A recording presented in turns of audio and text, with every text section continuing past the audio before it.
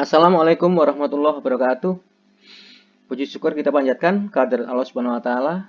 Kita lanjutkan belajarnya. Namun sejenak kita mengingat pelajaran sebelumnya. Sebelumnya kalian mempelajari tentang macam zat makanan atau macam nutrisi. Tentunya masih ingat bahwa di dalam makanan yang kita makan sehari-hari itu mengandung zat makanan yang diperlukan oleh tubuh kita. Kalau makanan nasi mengandung zat makanan, karbohidrat, lauk pauk misalnya, daging, telur, protein juga lemak, buah-buahan, sayuran, mineral, vitamin, dan air.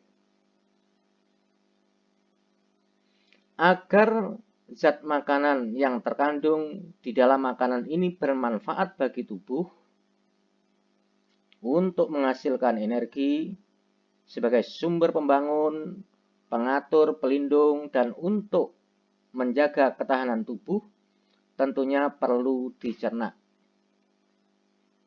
Proses pencernaan makanan dilakukan oleh alat pencernaan atau organ pencernaan. Baik, pada pembelajaran kali ini kita pelajari tentang organ atau alat pencernaan dan proses pencernaannya. Kita pelajari yang pertama, organ pencernaan. Organ pencernaan kita meliputi ada organ pencernaan utama, yaitu berupa saluran pencernaan mulai dari rongga mulut, kerongkongan, lambung, usus halus, usus besar, dan anus. Organ atau alat pencernaan tidak hanya mulut, kerongkongan, lambung, sampai dengan anus, tidak. Tetapi juga ada organ pencernaan tambahan, yaitu kelenjar-kelenjar pencernaan. Nah, kelenjar pencernaan ini menghasilkan zat kimia yang disebut dengan enzim. Nah, enzim pencernaan ini berfungsi mencerna makanan secara kimiawi. Antara lain, enzim pencernaan ada. Jadi saya ulang, antara lain kelenjar pencernaan itu ada kelenjar ludah, kelenjar lambung, kelenjar hati, pankreas, dan kelenjar usus halus. Jadi kelenjar-kelenjar pencernaan ini juga bagian dari alat atau organ pencernaan. Karena tanpa adanya enzim yang dihasilkan oleh kelenjar, proses pencernaan tidak akan tuntas, tidak akan berlangsung.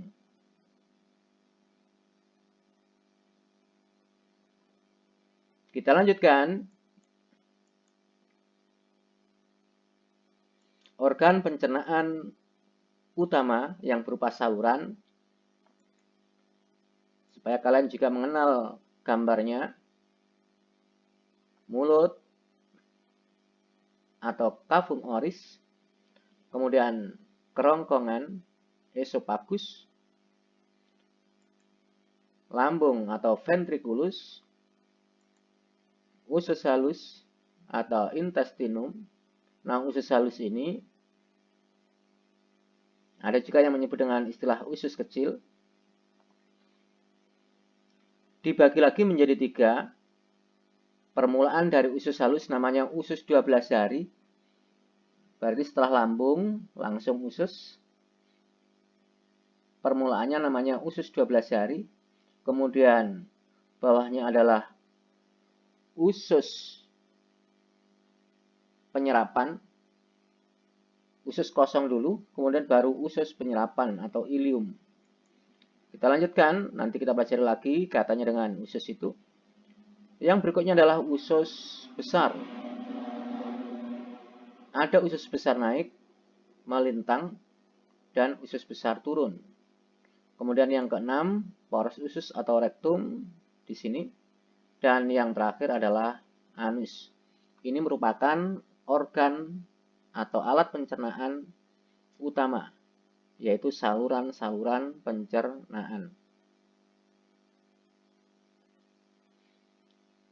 Kita lanjutkan, yang berikutnya adalah organ pencernaan tambahan, yaitu kelenjar-kelenjar pencernaan yang menghasilkan enzim-enzim pencernaan.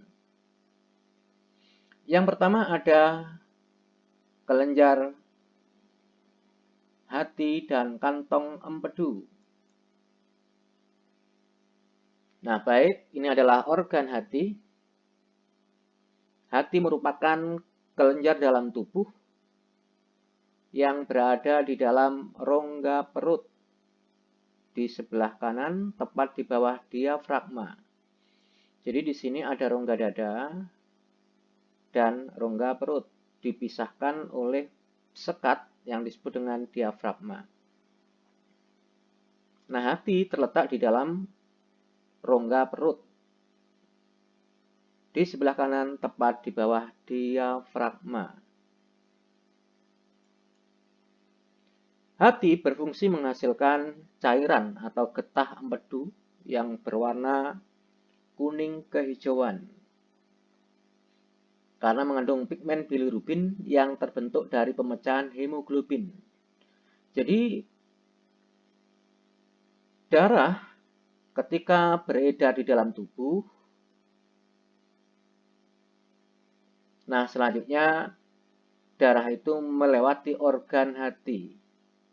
Jadi hati di sini menerima darah yang beredar itu dari nadi hati. Juga ada saluran pembuluh darah dari usus menuju ke organ hati juga. Nah, ketika darah itu ada dalam organ hati, sel darah merah yang ada dalam darah itu dibongkar atau dirombak. Dalam peristiwa pembongkaran itu menghasilkan zat sisa yang disebut dengan bilirubin. Jadi bilirubin atau zat warna empedu yang warnanya kuning kehijauan itu terbentuk dari pembongkaran atau pemecahan hemoglobin, yaitu hemoglobin atau sel darah merah yang telah rusak atau yang telah tua. Kalau kalian itu mungkin pernah membantu ibu membersihkan organ bagian dalam pada ayam, nah pada organ hati itu terdapat kantong yang berisi cairan warnanya seperti ini, kuning kehijauan. Itulah yang disebut dengan kantong empedu yang berisi cairan empedu. Cairan empedu, perombakan sel darah merah yang telah tua tadi, dikeluarkan menuju kantong empedu. Dari kantong empedu kemudian mengalir keluar menuju ke permulaan usus halus, yaitu usus 12 jari. Nah, cairan empedu atau getah empedu itu terdiri dari air, ada garam empedu atau asam empedu, kemudian pigmen itu zat pembawa warna yang disebut dengan bilirubin, kemudian juga mengandung lemak dan garam organik atau mineral. Nah, selanjutnya cairan empedu dikeluarkan dari hati menuju kantong empedu dan selanjutnya menuju ke usus halus, yaitu usus 12 jari. Di dalam usus 12 jari, cairan empedu itu berfungsi untuk mencerna lemak, yaitu mengemulsikan lemak. Nah, tentunya di sini merupakan pencernaan secara kimiawi. Kita lanjutkan.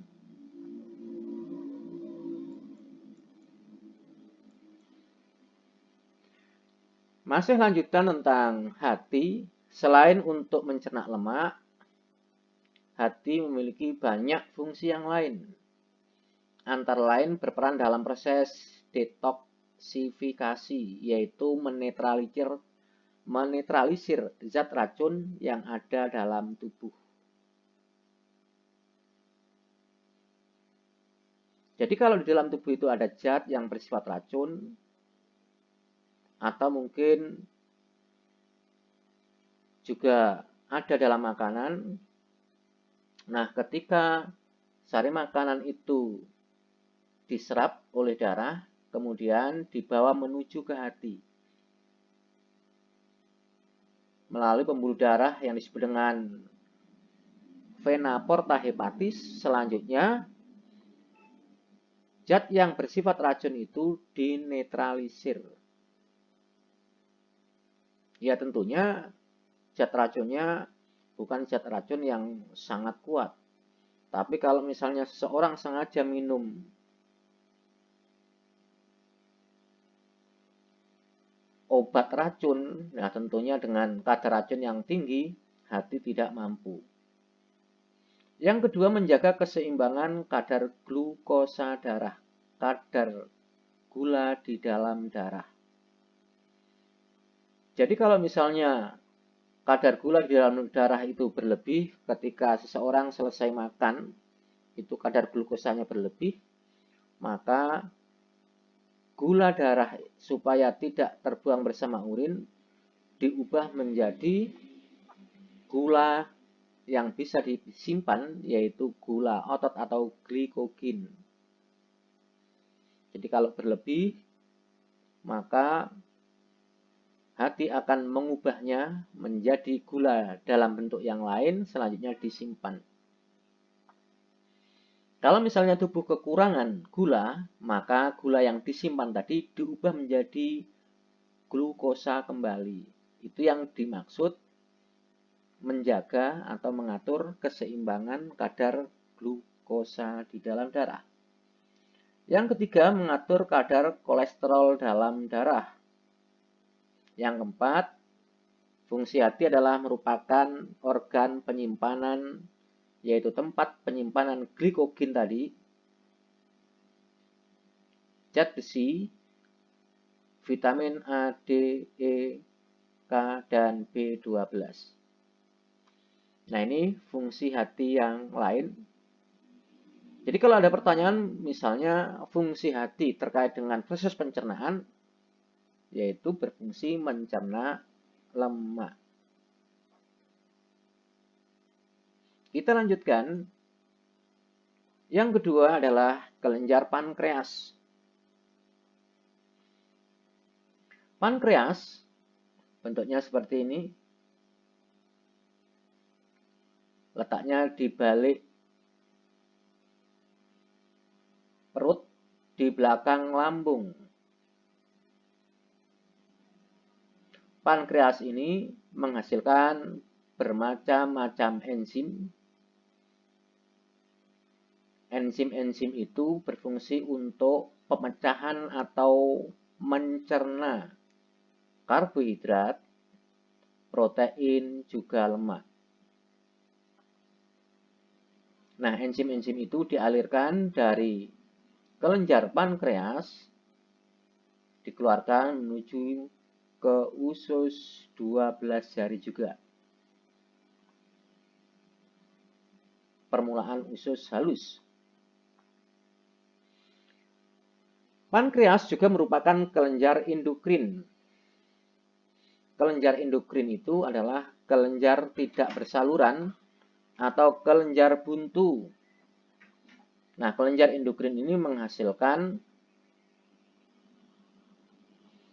hormon.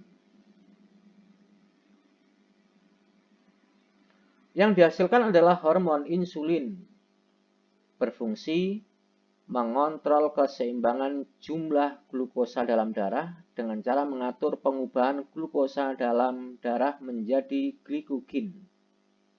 Jadi ini terkait dengan fungsi hati tadi. Tadi kan hati sebagai tempat atau berfungsi mengontrol kadar gula di dalam darah. Kalau gula berlebih, diubah menjadi glikogen, selanjutnya disimpan di dalam hati ini.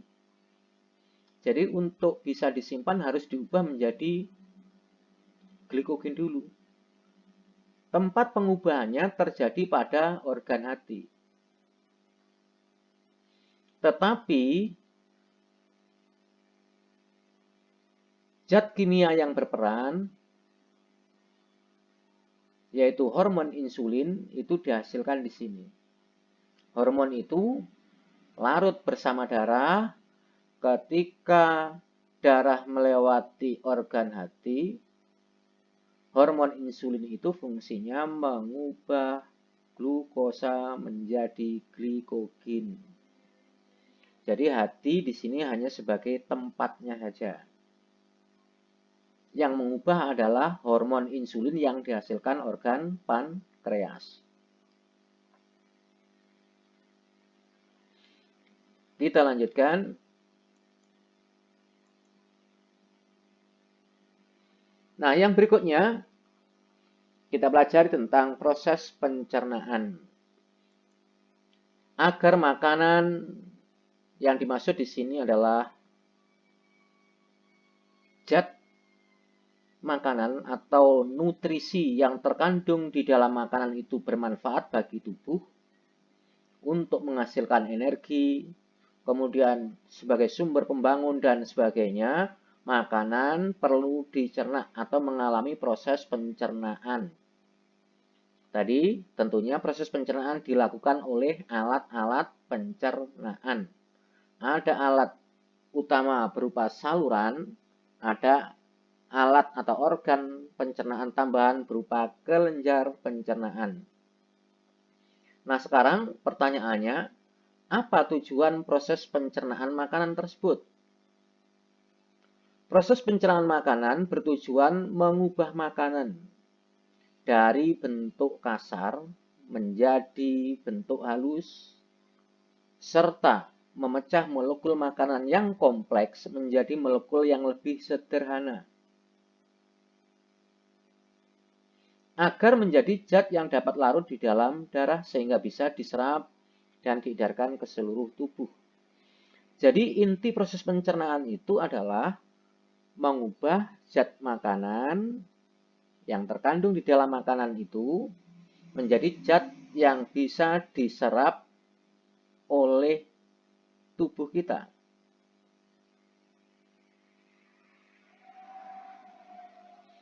Yang menyerap dan mengedarkan sari makanan adalah darah. Oleh karena itu harus menjadi zat yang bisa larut di dalam darah. Supaya menjadi zat yang bisa larut dalam darah, tentunya darah itu wujudnya cairan. Supaya larut, logikanya bentuknya harus halus. Dihaluskan. Dan ternyata ada beberapa macam zat makanan ternyata halus saja, ada yang tidak bisa larut dalam darah. Contohnya pada zat tepung. Zat tepung itu walaupun halus tidak bisa larut dalam darah. Oleh karena itu harus diubah. Mengapa tidak larut dalam darah? Karena senyawanya masih kompleks. Karena tepung merupakan polisakarida, banyak gula yang berikatan sehingga tidak bisa larut dalam darah. Harus diubah menjadi gula yang lebih sederhana, yaitu glukosa. Itu yang dimaksud dengan memecah molekul kompleks menjadi molekul yang lebih sederhana ya, dengan bantuan enzim-enzim pencernaan itu. Baik, mungkin akan lebih jelas dengan mengamati gambar ini. Roti adalah makanan. Makanan itu sesuatu yang bisa dimakan, itu namanya makanan. Nah, di dalam makanan mengandung zat makanan yang diperlukan tubuh kita. Kalau dalam roti mengandung zat makanan yang disebut dengan karbohidrat. Karbohidrat yang berupa zat tepung, karena karbohidrat itu bermacam-macam, ya. Zat tepung itu termasuk polisakarida, banyak gula. Pada pelajaran sebelumnya kalian sudah mempelajari ini. Nah, ini adalah amilum atau tepung, termasuk polisakarida, banyak gula. Kalau dalam gambar ini ada 4 gula yang berikatan. Yang demikian ini, walaupun halus wujudnya, masih belum bisa larut di dalam darah, artinya tidak bisa diserap oleh tubuh. Supaya menjadi zat yang bisa diserap oleh tubuh, polisakarida ini, banyak gula atau gula kompleks ini, atau molekul kompleks ini, harus diubah menjadi molekul sederhana. Dipecah, diuraikan. Nah, yang bisa menguraikan bukan gigi. Yang bisa menguraikan atau memecah molekul ini adalah enzim pencernaan. Dicerna secara enzimatis atau secara kimiawi, karena enzim merupakan bahan kimia. Dipecah, diuraikan menjadi monosakarida. Ya, tentunya di sini kalau misalnya ada 4 molekul gula, di sini ada 4 tapi sudah terpisah menjadi monosakarida, yaitu glukosa. Nah, proses pencernaan menggunakan enzim atau zat kimia yang dihasilkan oleh kelenjar ini disebut dengan pencernaan kimiawi. Sedangkan pengubahan makanan oleh gigi dari bentuk kasar dihaluskan itu disebut dengan pencernaan secara mekanik. Atau mungkin digilas di lambung, itu semacam mesin cuci digilas, itu adalah menggunakan tenaga mekanik. Maka disebut dengan pencernaan mekanik juga. Artinya pencernaan mekanik tidak hanya dikunyah oleh gigi saja, tidak. Diaduk, itu juga bagian dari pencernaan secara mekanik. Kita lanjutkan, jadi proses pencernaan ada 2 macam, ada mekanik dan pencernaan kimiawi. Kita lanjutkan berikutnya.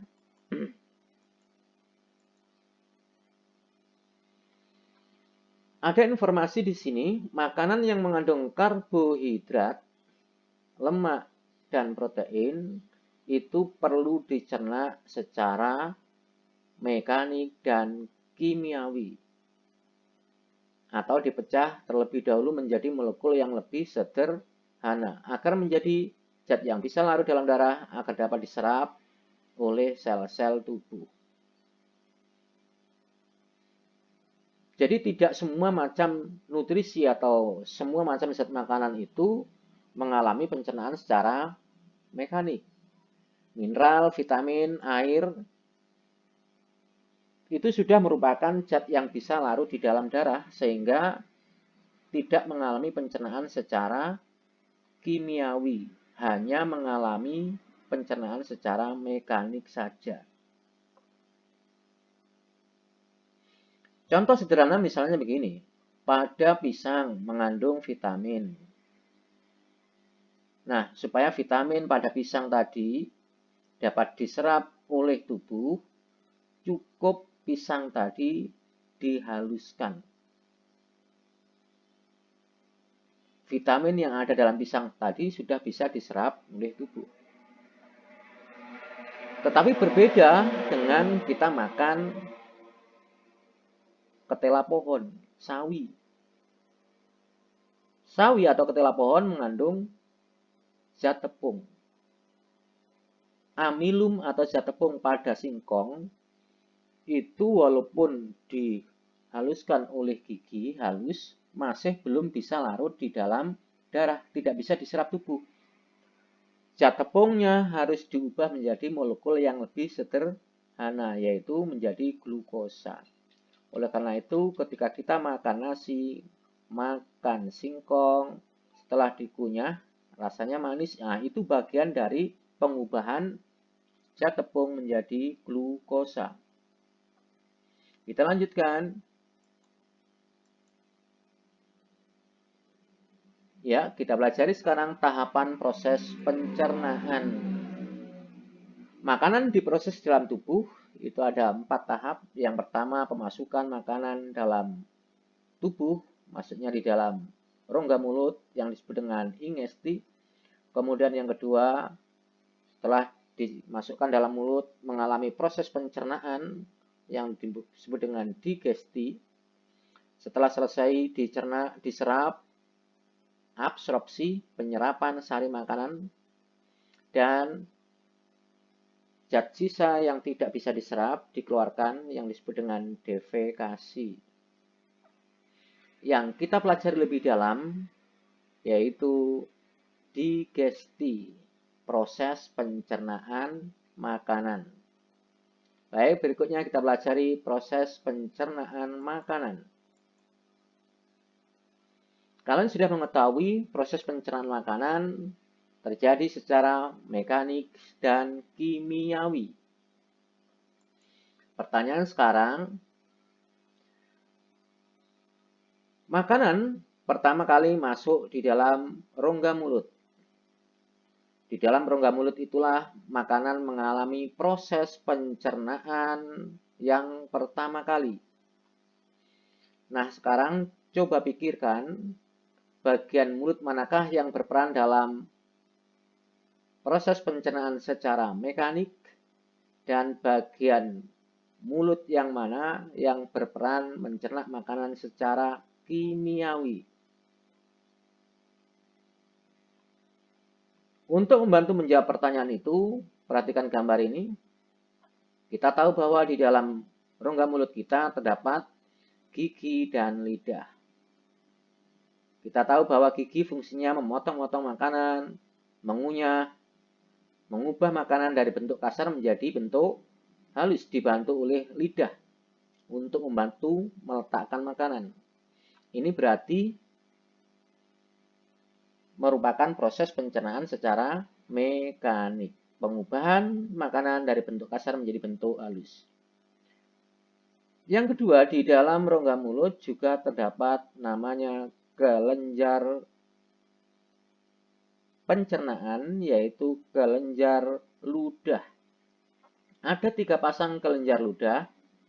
3 pasang itu sepasang di bawah telinga, kiri kanan, kemudian sepasang di rahang bagian bawah, dan sepasang di bawah lidah. Nah, 3 pasang kelenjar ludah ini menghasilkan ludah atau saliva.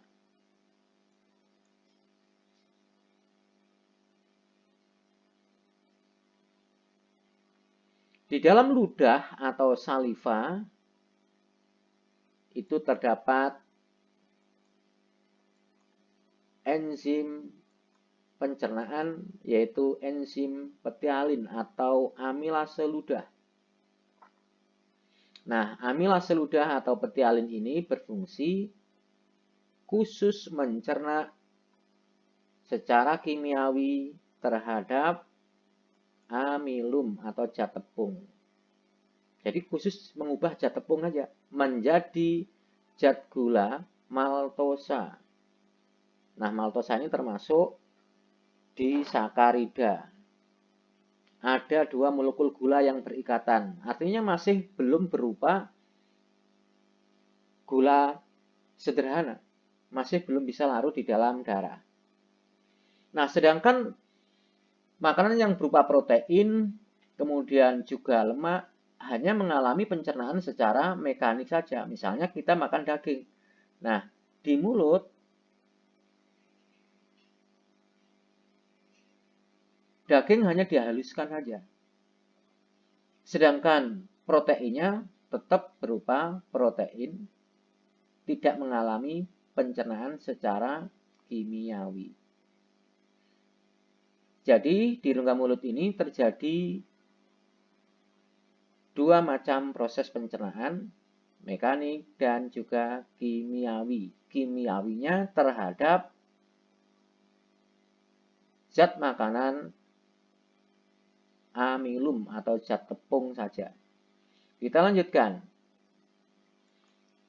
Setelah dicerna mekanik secara kimiawi di dalam rongga mulut, makanan menuju esofagus atau kerongkongan. Nah, ini adalah gambar kerongkongan atau esofagus.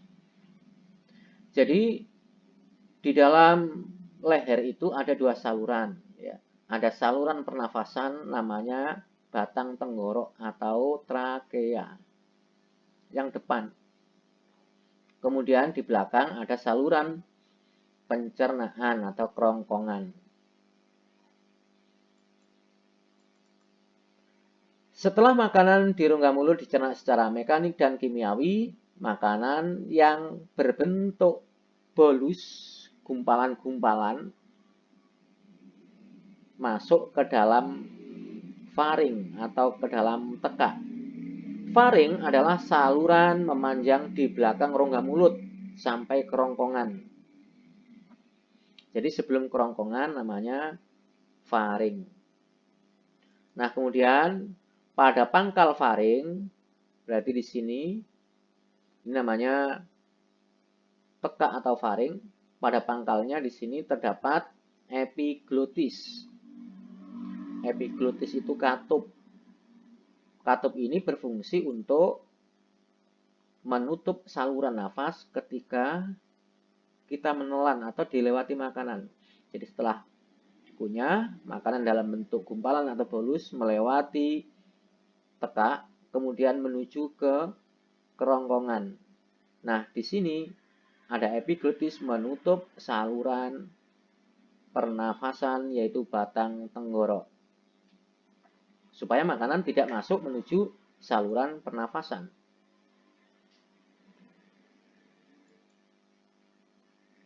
Otot kerongkongan berkontraksi hingga menimbulkan gerakan meremas, mendorong bolus ke lambung.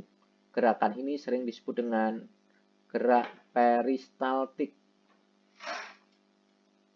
Nah, selanjutnya, jadi di kerongkongan ini makanan hanya lewat saja, tidak mengalami proses pencernaan, baik itu mekanik dan kimiawi. Selanjutnya, makanan yang berupa bolus tadi menuju ke lambung. Nah, ini contoh gerakan peristaltik. Jadi kalau misalnya ini terisi makanan, ada bolus, ini berkontraksi, makanan menuju ke bawah begini. Ini berkontraksi lagi ke bawah lagi.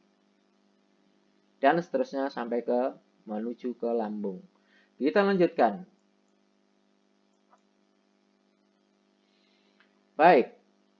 Sekarang makanan sampai di lambung atau ventriculus. Lambung merupakan organ pencernaan utama yang berupa saluran. Dan sekaligus seperti halnya mulut tadi, di dalam organ lambung ini juga terdapat kelenjar lambung. Jadi, rongga mulut, lambung itu merupakan organ pencernaan yang berupa saluran, organ utama, sekaligus juga merupakan organ pencernaan tambahan karena ada kelenjar pencernaannya. Baik, di dalam lambung terjadi pencernaan mekanik dan kimiawi juga, sama seperti di rongga mulut. Secara mekanik, otot lambung berkontraksi mengaduk-aduk bolus, seperti mesin cuci. Kemudian secara kimiawinya, dinding lambung ini memiliki kelenjar lambung namanya, menghasilkan getah lambung. Getah lambung itu mengandung bermacam-macam enzim, ada pepsin, ada enzim renin, ada zat asam. Jadi kalau ini bukan enzim, ini adalah zat kimia yang bersifat asam, namanya asam klorida atau HCl. H besar, C besar, L kecil. HCl ini berfungsi mengaktifkan enzim pepsinugin menjadi pepsin. Jadi enzim pepsin ini awalnya berupa pepsinugin. Nah, selanjutnya diubah menjadi pepsin. Kemudian asam klorida ini berfungsi juga membunuh kuman yang masuk bersama makanan. Jadi asam itu bisa melemahkan atau membunuh kuman. Dan yang ketiga, asam klorida mengasamkan makanan agar mudah dicerna. Jadi makanan itu kalau kena asam itu menjadi lebih lunak. Kalau asamnya kuat bisa hancur. Nah, seperti pada buaya itu menghasilkan asam lambung yang sangat kuat sehingga tulang itu bisa hancur. Nah, itu fungsi HCl atau asam klorida. Baik, sekarang enzim reninnya ini berfungsi mengendapkan protein susu atau yang disebut dengan istilah kasein yang terdapat di dalam air susu. Mengendapkan protein susu menjadi keju istilahnya. Jadi keju itu bahannya susu ya, tetapi dipadatkan atau diendapkan. Pada pabrik keju itu juga memiliki enzim ini untuk mengendapkan protein yang ada pada air susu. Baik, kita lanjutkan. Nah, sekarang pepsinnya ini berfungsi mengubah protein menjadi pepton. Jadi, pepton ini merupakan protein tetapi yang sudah disederhanakan. Sama seperti petialin misalnya, mengubah amilum atau tepung menjadi maltosa. Artinya molekulnya sudah menjadi molekul yang lebih sederhana.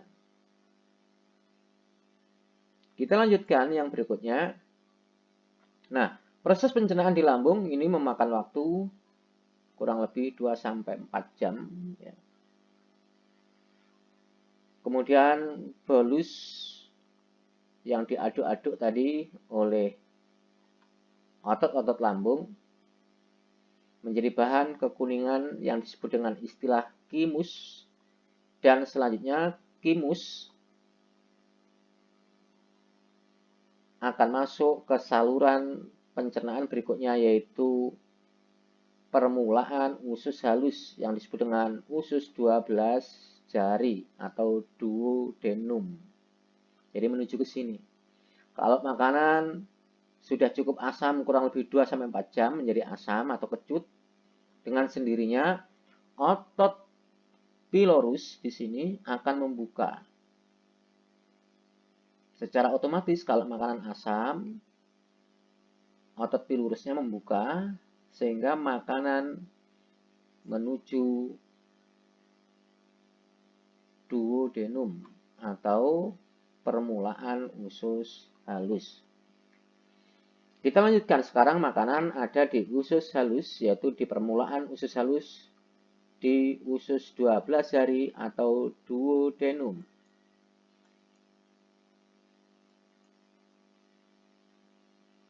Nah, ini adalah usus halus. Jadi di sini ada organ lambung, ya. Ini namanya usus 12 jari, permulaan usus halus. Usus halus atau intestinum terdiri atas 3 bagian. Usus 12 jari, kemudian lanjutannya yaitu usus tengah atau yeyunum, dan berikutnya lanjutannya lagi adalah usus penyerapan atau ileum. Di dalam usus halus hanya terjadi pencernaan secara kimiawi saja. Pada duodenum di sini terdapat saluran yang terhubung dari kantong empedu dan dari pankreas. Dari empedu membawa getah empedu atau cairan empedu yang fungsinya mengemulsikan lemak di sini. Dari pankreas mengalirkan enzim.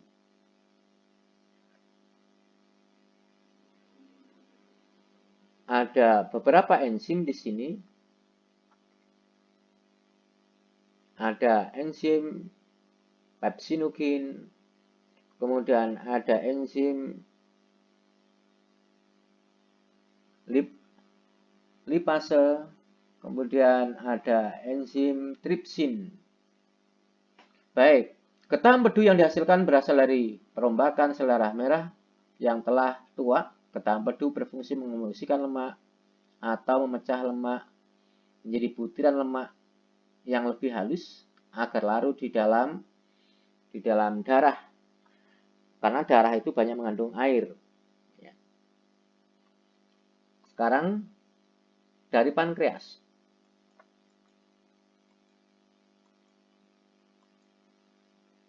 Getah pankreas, jadi kelenjar pankreas ini menghasilkan getah pankreas. Di dalam getah pankreas itu mengandung enzim amilase. Amilase fungsinya mengubah gula maltosa, karena di rongga mulut amilum sudah diubah menjadi maltosa, menjadi gula yang paling sederhana yaitu glukosa.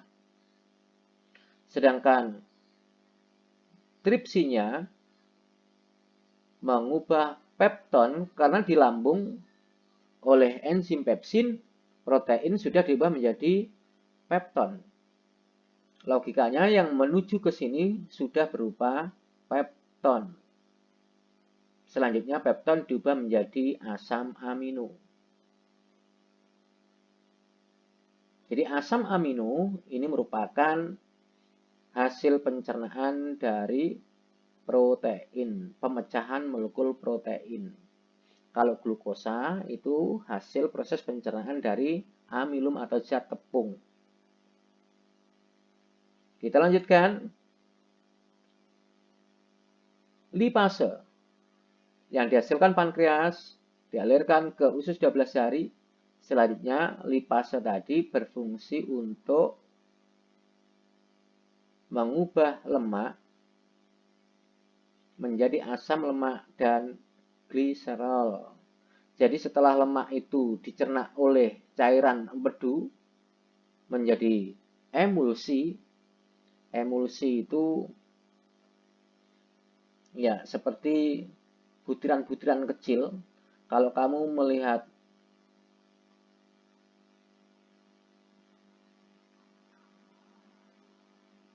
air kopi, kalau kamu cermati di situ ada butiran-butiran kopi yang melayang. Nah, itu dalam bentuk emulsi seperti itu. Yang mengemulsikan tadi adalah cairan empedu itu.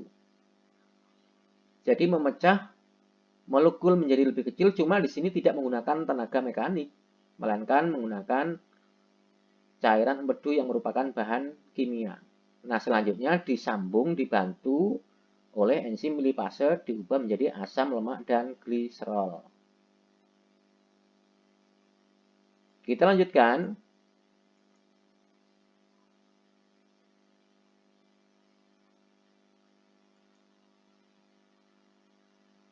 Nah, ini kelenjar hati tadi sudah dipelajari pada pelajaran sebelumnya tadi. Kita lanjutkan sekarang kelenjar usus halus. Di usus halus di sini tadi usus halus ada permulaan usus halus usus 12 jari, kemudian usus tengah atau yuyunum, dan yang terakhir adalah ilium. Jadi kalau ilium bermuara pada usus besar. Ini yang terakhir, ujung dari usus halus di sini.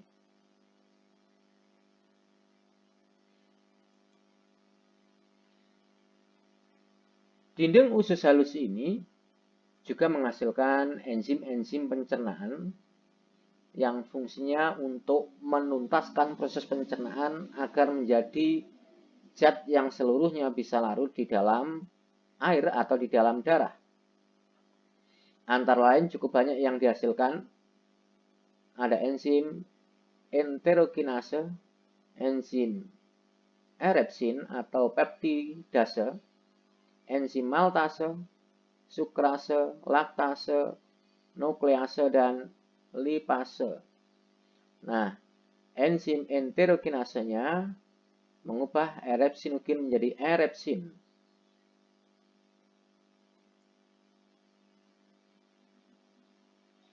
Nah, erepsin berfungsi untuk mencerna protein yang berupa pepton menjadi asam amino. Jadi kalau di usus 12 hari itu masih ada pepton yang belum diubah menjadi asam amino, maka di usus halus ini dituntaskan, pepton diubah menjadi asam amino, tetapi dilakukan oleh enzim erepsin.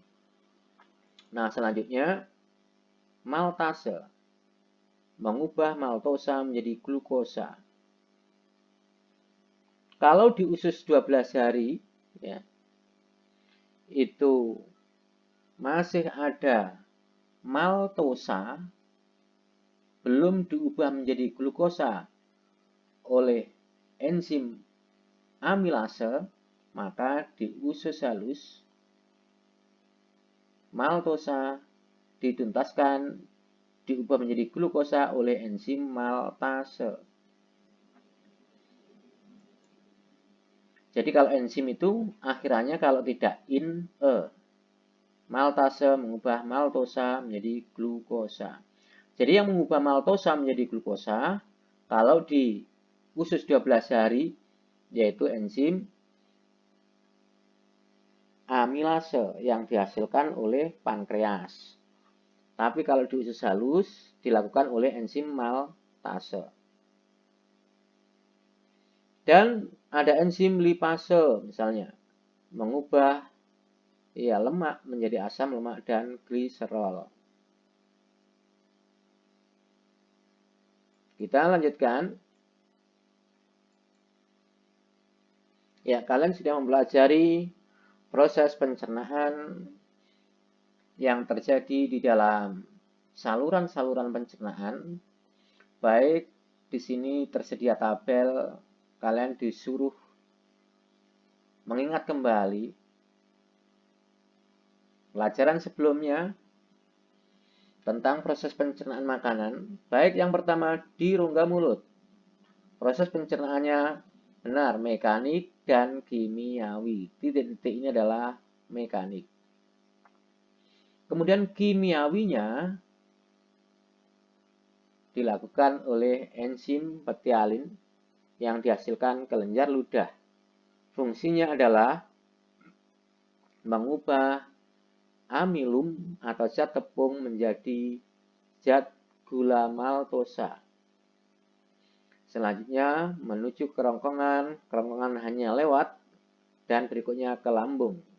Di lambung proses pencernaannya mekanik dan kimiawi. Kimiawinya dilakukan oleh enzim yang dihasilkan kelenjar lambung. Ada pepsin, kemudian juga ada renin dan asam klorida. Nah, pepsin fungsinya mengubah protein menjadi asam amino. Kalau renin menggumpalkan protein susu menjadi keju atau gumpalan susu. Asam klorida ada 3 tadi, bisa diingat kembali. Berikutnya menuju ke usus 12 jari atau duodenum. Nah, di sini pencernaannya secara kimiawi saja. Pada usus 12 jari bermuara 2 saluran dari hati, menghasilkan titik-titik ini berarti cairan empedu. Fungsinya mengemulsikan lemak. Mengemulsikan lemak artinya mengubah lemak ini menjadi butiran lemak yang lebih halus atau dalam bentuk emulsi. Selanjutnya ada saluran dari pankreas. Dari kelenjar pankreas menghasilkan enzim. Ayo, titik-titik ini fungsinya mengubah pepton. Benar, tripsin titik-titik ini. Fungsinya mengubah pepton menjadi asam amino. Kemudian amilase mengubah apa menjadi glukosa? Betul, mengubah maltosa menjadi glukosa. Kemudian lipase, fungsinya mengubah lemak menjadi asam lemak dan gliserol. Selanjutnya di usus halus, yaitu usus tengah atau yeyunum.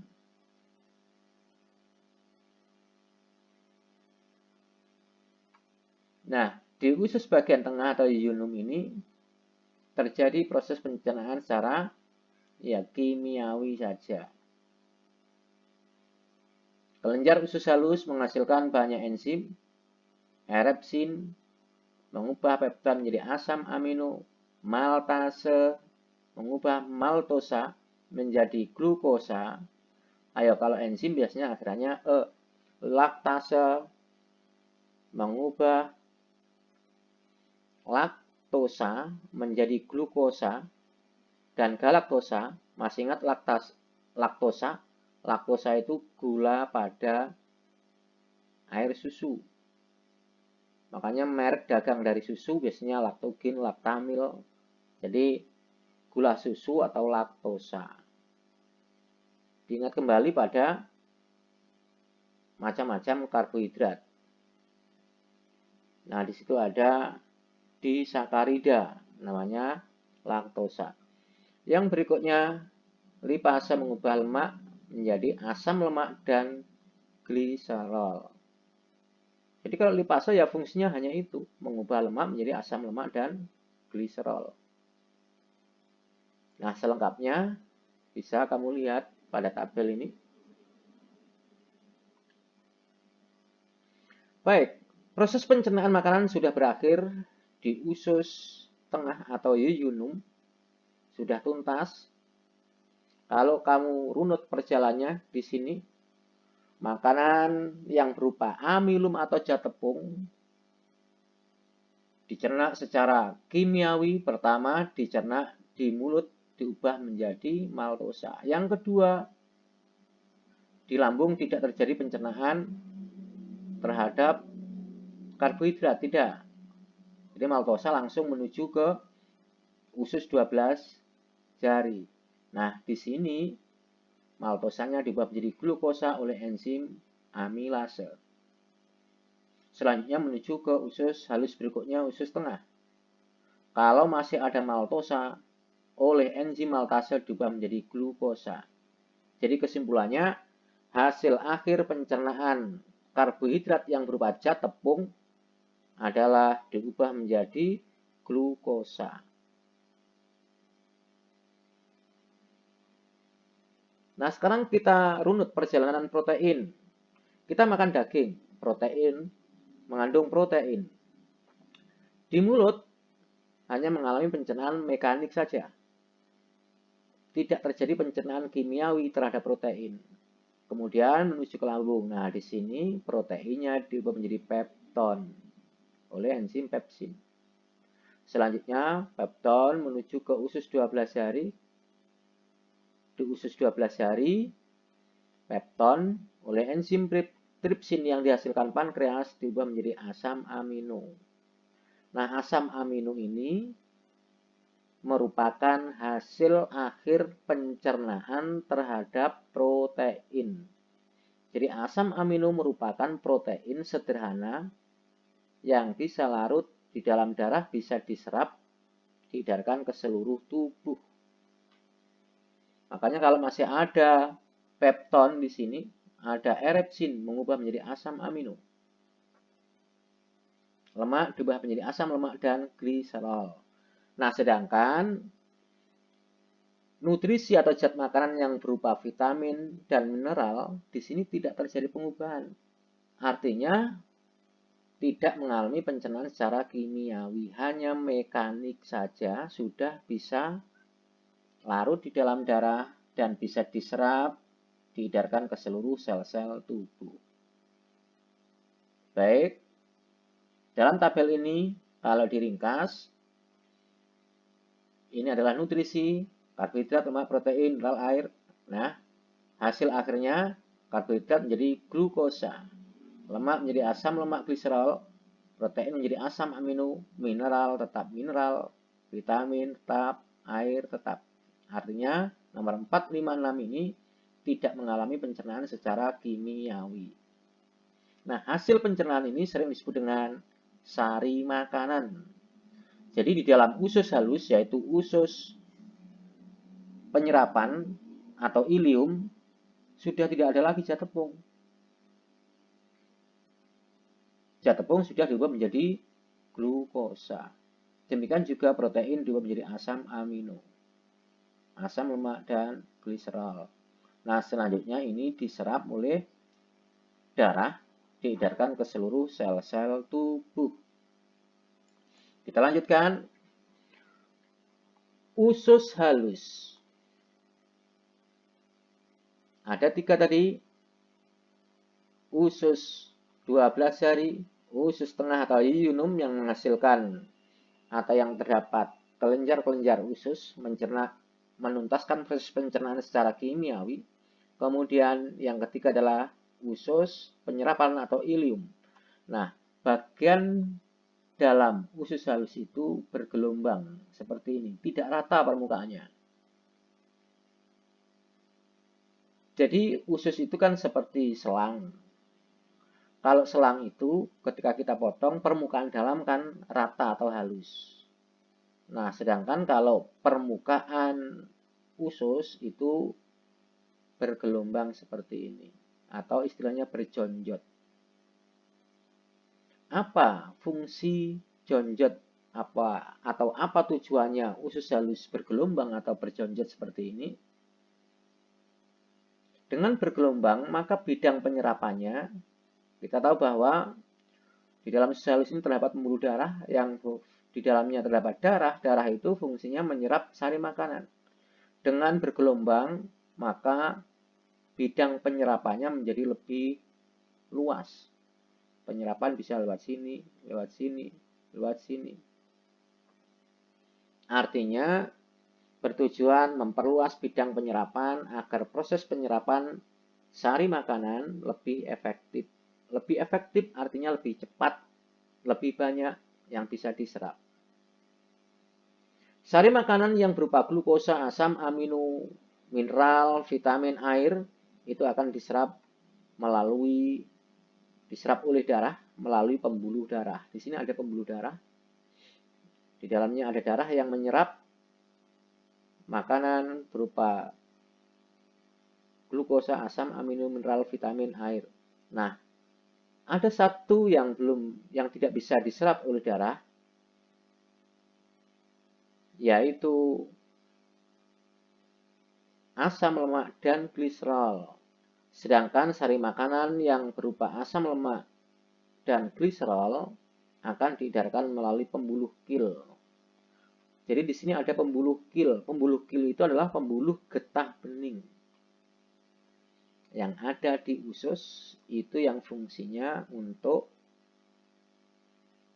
menyerap lemak, yaitu asam lemak dan gliserol. Walaupun nanti akhirnya pembuluh kil dan pembuluh darah itu akan bersatu. Oleh karena itu di dalam darah ada lemaknya. Karena suatu saat pembuluh kil dan pembuluh darah itu bersatu. Kita lanjutkan. Hasil pencernaan atau sari makanan yang tidak bisa diserap di dalam usus halus ini akan menuju ke usus besar. Pertama, di usus besar naik, kemudian mendatar, dan usus besar menurun. Di dalam usus besar terdapat banyak sekali bakteri, namanya bakteri coli, lengkapnya Escherichia coli. berfungsi untuk mengatur kadar air pada sisa makanan. Kemudian juga untuk pembentukan vitamin K dan B12. Dan pembusukan sari makanan oleh bakteri coli. Hasil pembusukan disebut feses atau air besar dikeluarkan melalui anus. Nah, itulah proses pencernaan yang terjadi di dalam alat-alat pencernaan yang berupa saluran-saluran pencernaan. Kita lanjutkan. Oh ya, yang berikutnya sebetulnya adalah gangguan atau penyakit yang berkaitan dengan sistem pencernaan makanan. Kalian bisa belajar di dalam buku sekolah, ya, gangguan-gangguan yang berkaitan dengan sistem pencernaan. Sampai di sini dulu pembelajaran kali ini. Pada pembelajaran kali ini kalian tadi mempelajari tentang proses pencernaan makanan, yaitu pencernaan mekanik dan kimiawi yang terjadi di dalam alat-alat pencernaan. Saya akhiri. Assalamualaikum warahmatullahi wabarakatuh.